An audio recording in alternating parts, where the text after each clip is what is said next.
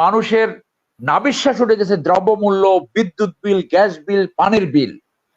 সেই জন্য ওই আলোচনায় তখনই আমি বলেছিলাম যে পৃথিবীতে যে কোনো গণ অভ্যুত্থানের দুই ধরনের কারণ থাকে, একটা হলো ইমিডিয়েট কারণ, আর একটা হলো আলটিমেট কারণ। এবং দেশের স্বার্থ বিসর্জন দিয়ে সেইটার একদিকে আওয়ামী লীগ এইটা তাদেরকে আনকন্ডিশনালি তাদেরকে সেইভাবে দিয়ে যাচ্ছে, যেটা বলেছিল যা কিছু ইন্ডিয়াকে দিয়েছি সেটা আজীবন মনে রাখবে, এবং অন্য কোন দল, বিএনপি সহ অন্য কোন দল সেইটা বিপক্ষে অবস্থান নেয়নি।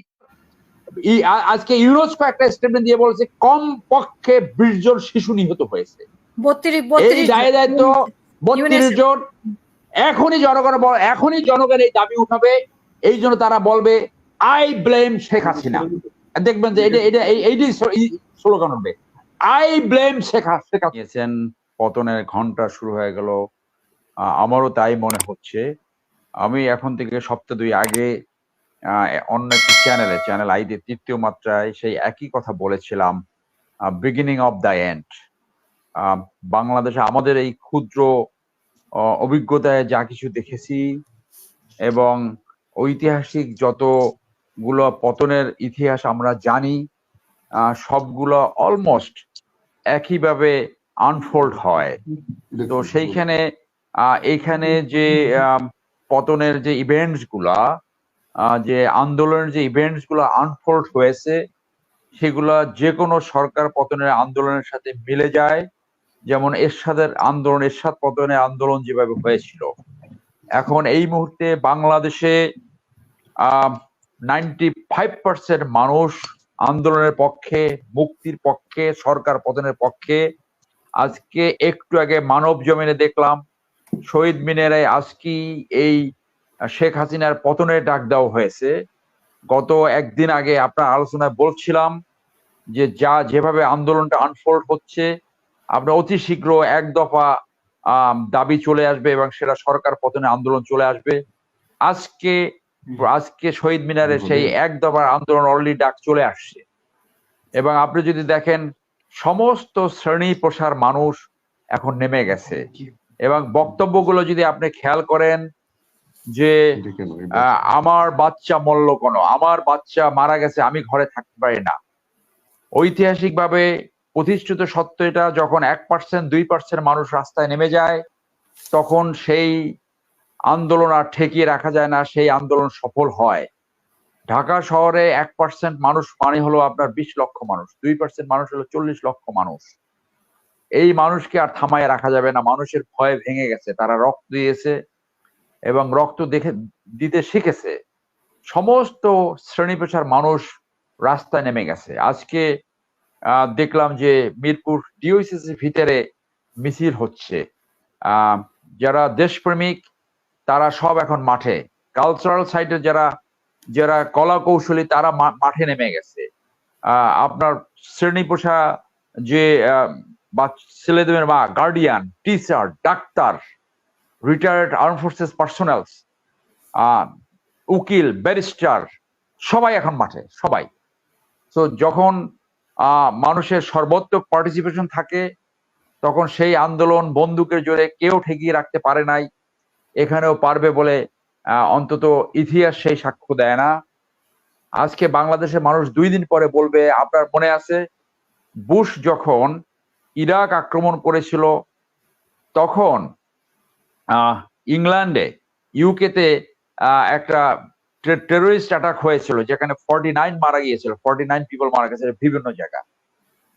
তখন সেখানের জনগণ বলা শুরু করেছিল, I blame Tony Blair for this, যে সে বিদেশি সন্ত্রাসী এখন ইউকেতে নিয়ে আসছে।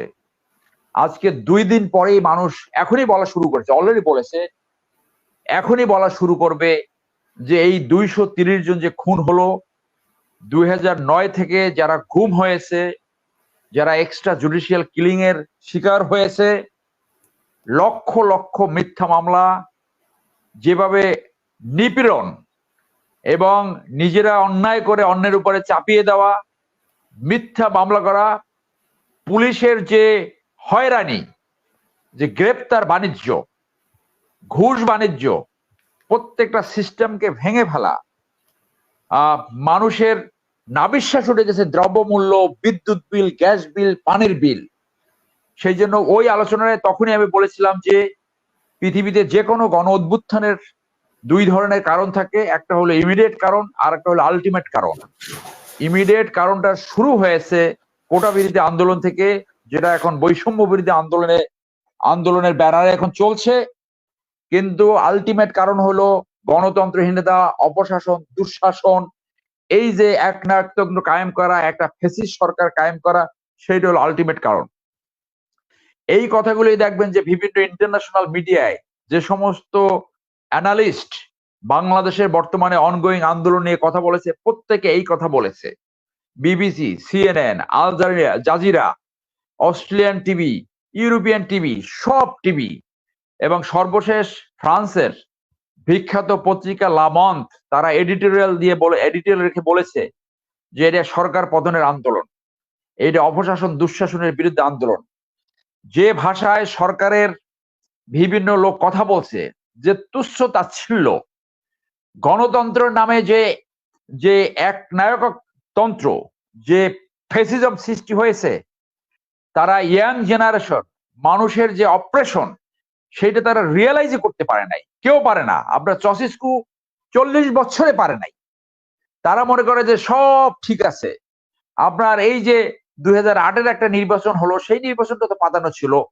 24, 18, 14, 18, 24 প্রত্যেকটা নির্বাচন, এবং এইভাবে নির্বাচনে ক্ষমতা এসে দুটো জিনিস হয়েছে।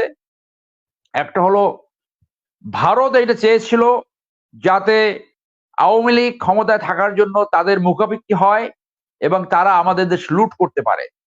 তাদের দেশের 10 লক্ষাধিক নাগরিক এখানে কাজ করছে এই আন্দোলন শুরু হওয়ার পরে, অবৈধভাবে কাজ করছে এখানে, এবং এই আন্দোলন শুরু হওয়ার পরে 30-40 হাজার ইতিমধ্যে পালিয়ে গিয়েছে। তারা চিন্তা করেন কত টাকা নিয়ে গেছে, আর বাকি সব এখন গা ঢাকা দেশে ঘরের ভিতরে লুকায় আছে। আমাদের কাছে কিছু ছবি আসছে যেখানে ক্লিয়ারলি দেখা যায় হাতে বালা পরে পুলিশের ইউনিফর্ম গায়ে লেগে এইম করে গুলি করছে, এবং চেহারায় আপনি দেখবেন যে মনেই হচ্ছে যে এইটা এই বাঙালি চেহারার সাথে মিলে না।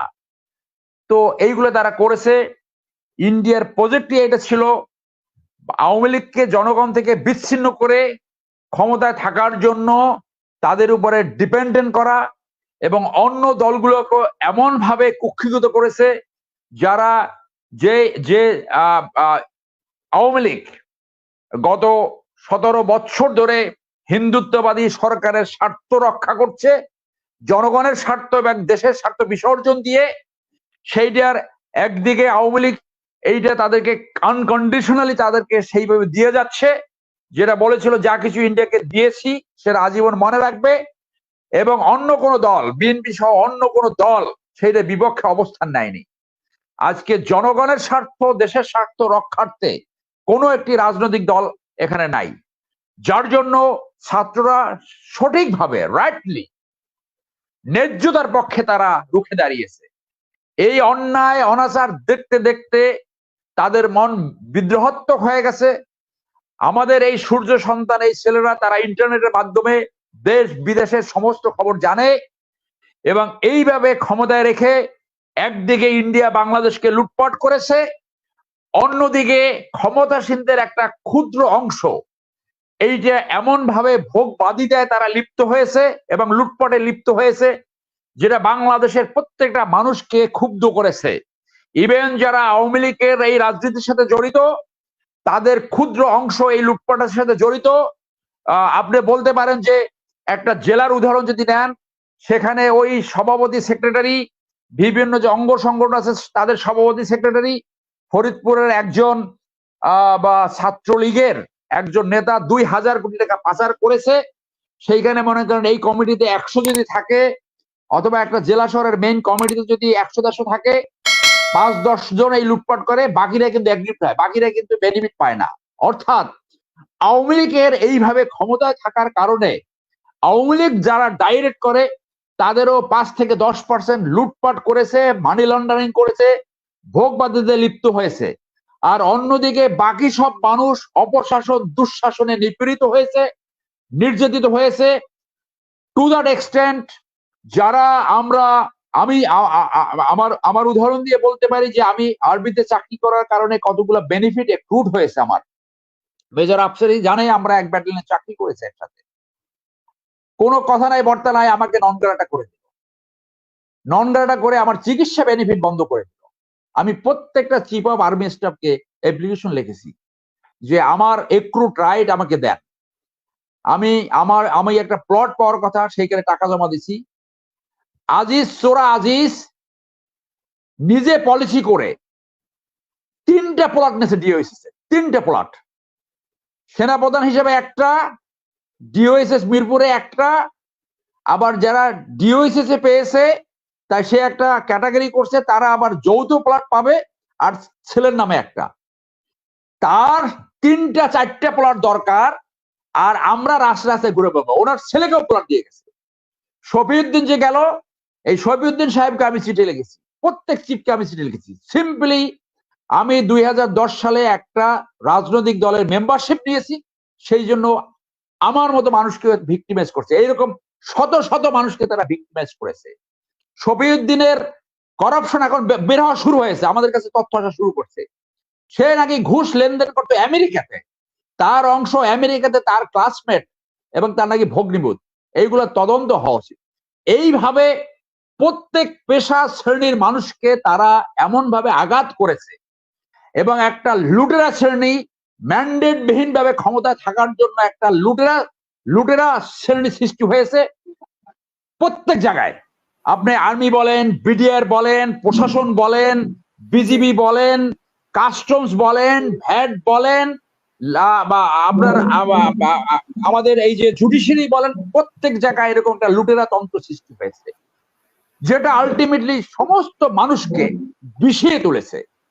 মানুষ যার জন্য আজকে অনন্য উপায় হয়ে আজকে রাস্তায় নেমেছে। দ্রব্যমূল্য বৃদ্ধি, বিদ্যুৎ বিল, আগে বলেছি যে মানুষকে নাবিশ্বাস সৃষ্টি করেছে। এবং এরপরে আপনি এই আন্দোলনে কিলার দিয়ে আপনি 200-র বেশি, 230 জন, মতান্তরে বলা হয় 1000-এর বেশি মৃত্যুবরণ করেছে, সত্য একদিন বের হবে। তাদেরকে একদিকে হত্যা করেছেন, অন্যদিকে এই দোষ যারা শান্তিপূর্ণ আন্দোলনকামী এবং বিরোধী দলের উপর চাপিয়ে আবার সেই গণগ্রেপ্তার, আবার সেই গণমামলা শুরু করেছেন।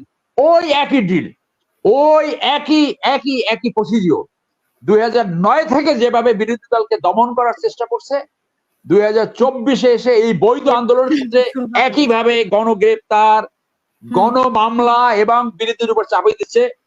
তাদের মন্ত্রী এই যে ওবায়দুল কাদের নামে একটা নিম্নমানের একটা নেতা আছে, ছাত্রদেরকে যারা আন্দোলন করলো তাদেরকে বলো তাদের সাহায্য করতে তার ছাত্রলীগ নাকি এনাফ। কিরকম বেকায় চিবায় কথা বলে, ছাত্রছাত্রীরা স্ফুলিঙ্গের মতো জেগে উঠলো। এবং এই যে আর যে মন্ত্রী আছে, কয়জনের নাম এটা তো জনগণ জানে।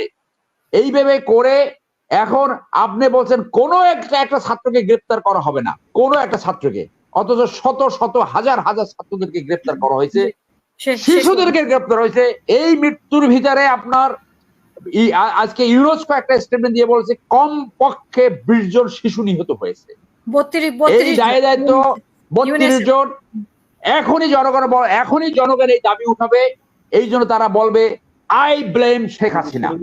দেখবেন যে এইটাই স্লোগান হবে, আই ব্লেম শেখ হাসিনা, এবং বলবে India out, India out, Modi out, Modi don't play with Bangladesh, don't play with Bangladesh. Modi যদি কোনো খুনি পাঠাই থাকে, take back your killers, don't play with Bangladesh. আপনি দেখবেন কালকে থেকে দাবি উঠবে শেখ হাসিনা কুইট, শেখ হাসিনা পদত্যাগ করেন, and I blame Sheikh Hasina for this playing. আগে মানুষ অনেক সম্মান করে ভয়ে অনেক কথা বলতো না, এখন মুখ খুলেছে। এবং এই কথাগুলো দেখেন আজকে যে শহীদ মিনারে যে তাৎক্ষণিক যে জনসভা হয়েছে, তাৎক্ষণিক যে আন্দোলনের যে আলোচনা হয়েছে, সেইখানে এই দাবিগুলো উঠছে। আমি যেটা আপনার সামনে বললাম, ইকুয়ালি তাদের দাবির সাথে সুর মিলায় আমি বলবো this is Sheikh Hasina who is responsible. যারা খুন করেছে, খুনের বিরুদ্ধে একটা কথা বলে না, এবং খুনিদেরকে হাফ এন আওয়ার ভিতরে বাইর করা সম্ভব। কারা গুলি করছে হাফ এন আওয়ার না, ওখানে রেকর্ডেড আছে। তাদের কাউরির বিরুদ্ধে ব্যবস্থা না নিয়ে আপনি এখন নিরীহ ছাত্র এবং বিরোধী দলকে তাদেরকে গ্রেপ্তার করছেন একদম যখন খুশি তখন, আপনার যখন সুইট হয় তখন সেইটাকে আপনি তাদেরকে গ্রেপ্তার করছেন, খুন করছেন। রাত্রে ব্লক লিডেছে বিজিবির একজন কমান্ডারকে দেখলাম, বিজিবির ডিজি, সে বলে কঠিন ব্যবস্থা নেবে, কঠিন মানে নিজের জনগণের উপরে কঠিন ব্যবস্থা নেবে, তাদের অস্ত্র ইউনিফর্ম রেশন সব জনগণের পয়সা হয়, জনগণের কঠিন ব্যবস্থা নেবে। একজন এই যে ইঞ্জিনিয়ার ব্রিগেডের একজন ব্রিগেড কমান্ডারকে দেখলাম ব্লক রেড দিয়া সমস্ত দুষ্কৃতীদের ধরবে। শান্তিপূর্ণ আন্দোলনকারীদেরকে তারা বলছে দুষ্কৃতিকারী, ব্লক রেড দিয়ে ধরবে, ব্লক রেড দিয়ে ধরেছে। এই যে মিরপুর ডিওসিতে আমরা শুনলাম যে প্রতি রাত্রে নাকি ব্লক রেড হয়, এইগুলো দিয়ে মানুষকে আরো তেতিয়ে উঠেছে। আমরা আল জাজিরা দেখলাম আর্মি একজন অফিসার নিচে গুলি করছে, তার সৈনিক ফায়ারিং রেঞ্জে যেভাবে গুলি করছে। I am very sorry to say, I feel pity for this officer. 2 দিন পরেই এই অফিসার ট্রায়াল ফেস করবে। বিজিবির একজন অফিসার দেখলাম অ্যাসোসিয়েটেড প্রেসে একজন লেফটেন্যান্ট কর্নেল, সে দাঁড়াইয়া ফায়ারিং পজিশন করছে, ডাইরেক্ট এম করে ফায়ার করছে। আজকে আমাকে একজন বলে এই অফিসার নাকি অলরেডি ক্লোজ হয়ে গেছে, অ্যাটাচড হয়ে গেছে। আমি বিশ্বাস করি বাংলাদেশের যে সেনাবাহিনী অফিসাররা, যাদের প্রত্যেকের গ্রামের বাড়ি আছে, আত্মীয় স্বজন আছে, তারা জনগণের যে ডিমান্ড 95%, 98% মানুষের ডিমান্ড, সেইটাকে তারা মিস রিডিং করবে না। তারা জনগণের উপরে গুলি চালাতে পারে না, পারবেও না। আজকে কঠিন একটা পরীক্ষা সেনাবাহিনীর সামনে আছে। এই মুহূর্তে এই রেজিম শুধু টিকে আছে সেনাবাহিনীর সমর্থনে। যেই মুহূর্তে সেনাবাহিনীর সমর্থন প্রত্যাহার করবে সেই কলাপস করবে। এবং 90 সালে জেনারেল নুরুদ্দিন যে উদাহরণ সৃষ্টি করেছিল, এরশাদের কাছ থেকে যখন সমর্থন প্রত্যাহার করেছিল, এরশাদের পতন হয়েছে। আমি আশা করি সেই একই ঘটনা ঘটতে যাচ্ছে। আর তাই যদি না হয় তাহলে বাংলাদেশের সামনে ভয়াবহ একটা চিত্র আসছে, রক্ত গঙ্গা হয়তো বয়ে যেতে পারে। কিন্তু মানুষ যখন একবার রাস্তায় নেমেছে, আমি মনে করি না যে মানুষ এখান থেকে বিজয় অর্জিত হওয়ার আগে ঘরে ফিরবে। ধন্যবাদ।